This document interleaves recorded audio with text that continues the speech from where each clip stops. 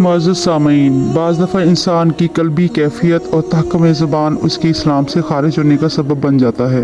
मुअज़्ज़ज़ सामीन, ऐसा ही एक अजीब व गरीब वाक़या मैं आपको बयान करने जा रहा हूँ, जो कि मैंने अपने हज़रत वाला हकीम अल उम्मत थानवी रहमतुल्लाह अलैह से सुना था।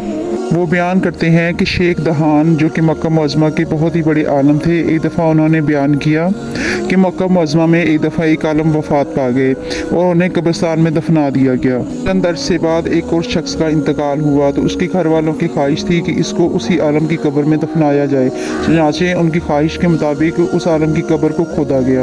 अज़ीज़ सामीन, जैसे ही कब्र को खोदा गया तो लोग ये देखकर हैरान हुए कि उस आलम की कब्र में उस आलम की बजाय एक खूबसूरत लड़की की लाश पड़ी थी। लोग ये देखकर बहुत परेशान हुए कि ये लड़की कौन है और कहाँ से आई, यहाँ पे तो आलम को दफनाया गया था। मुअज़्ज़ज़ सामीन, उसी ही मजमे में एक ऐसा शख्स भी था जो कि यूरोप से आया था और हज की नीयत से वहाँ पे रह रहा था। उस शख्स ने कहा कि मैं इस लड़की को ज़रूर पहचानता हूँ। ये लड़की फ़रांस की है और ईसाइयत से ताल्लुक़ रखती थी।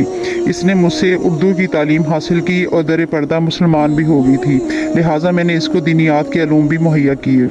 लोगों ने सोचा कि फ़्रांस में इस लड़की की कब्र कुशाई भी होनी चाहिए, कहीं ऐसा तो नहीं कि आलम की लाश इस लड़की की कब्र में पहुंच गई हो। लिहाजा उस शख्स के ज़िम्मे लगाया गया जिसने इस लड़की की लाश को पहचाना था कि जब वो हज अदा कर ले तो वापस यूरोप जाए और वहाँ पे उस लड़की की कब्र कुशाई करे। मुअज़्ज़ज़ सामीन, जब वो शख्स हज अदा करके वापस फ़्रांस पहुंचा तो उसने उस लड़की के माँ बाप को सारा हाल बयान किया। ये सारा वाक़या सुनकर वो लड़की के माँ बाप बहुत परेशान हुए और उन्होंने कब्र कुशाई की इजाज़त दे दी। जब उस लड़की की कब्र खोदी गई तो वाकई ही उसकी कब्र में उस लड़की की बजाय उस आलम की लाश मिली। मुअज़्ज़ज़ सामीन, जैसे ही ये खबर मक्का मुअज़्ज़मा पहुंची तो वहाँ के लोग सख्त परेशान हो गए कि ऐसा क्या वाक़या हो गया। वो तो आलम दीन था, उसे ऐसी क्या ख़ता हुई कि उसको ये सज़ा मिली कि उसकी लाश को कुफरिस्तान भेज दिया गया। लिहाजा सब ने फैसला किया कि उसकी बीवी के पास जाया जाए और उससे पूछा जाए कि उससे क्या ख़ता हुई थी, क्योंकि उसका असल हाल तो उसकी बीवी ही बता सकती थी। चुनाचे सारे लोग जमा होकर उसके घर पहुंचे और उसकी बीवी को सारा हाल बयान किया। ये सब कुछ सुनकर उसकी बीवी बहुत परेशान हुई और कहने लगी। उसकी बीवी ने बताया कि मुझे और तो कुछ मालूम नहीं, लेकिन हाँ, एक बात ज़रूर है जिसकी वजह से ऐसा हो सकता है।